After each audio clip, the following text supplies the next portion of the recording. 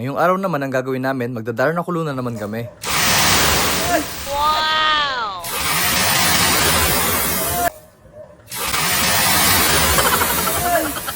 At syempre bago tayo magsimula, pupunta muna tayo sa tindahan.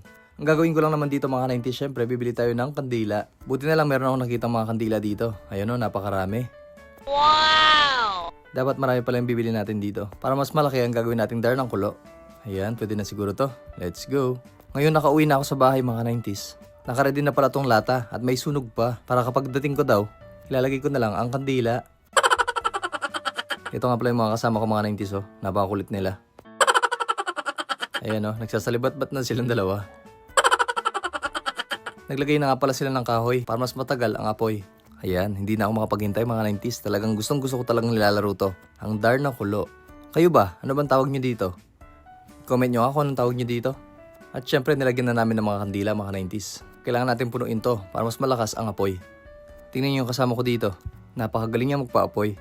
Para lang siya nagluluto ng kanin.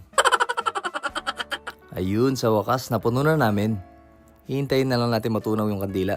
Tiyaga-tiyaga lang. Pag may tiyaga, may nilagang kandila. Tingnan nyo si batang 90s dito. Feeling malakas. Ayan na mga 90s. Malapit na matunaw.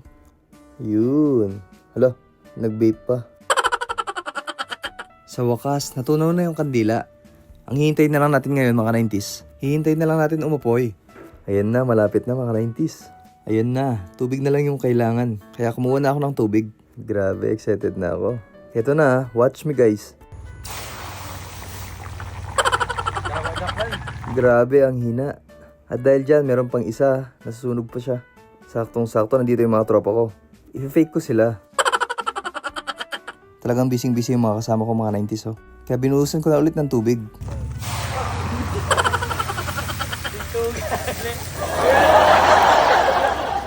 Ito pa yung nakakatuwa mga 90s oh. Tignan nyo. Nagre-reklamo sila sa akin. Bakit napaka-konti daw nilalagay kong tubig? Kaya sila na lang daw yung maglalagay ng tubig. Kailangan marami daw.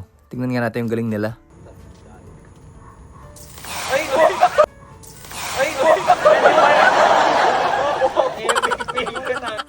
Ayan kasi, nagmamagaling kasi.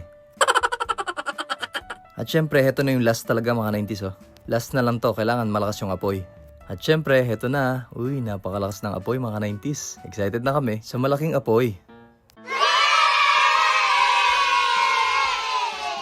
At dahil dyan, si Sheena yung magbubuhos ng tubig. Panoorin yung mabuti.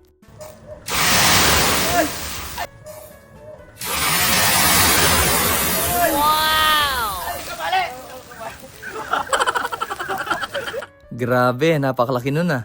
O paano? Hanggang dito lang tayo mga 90s. Bye-bye!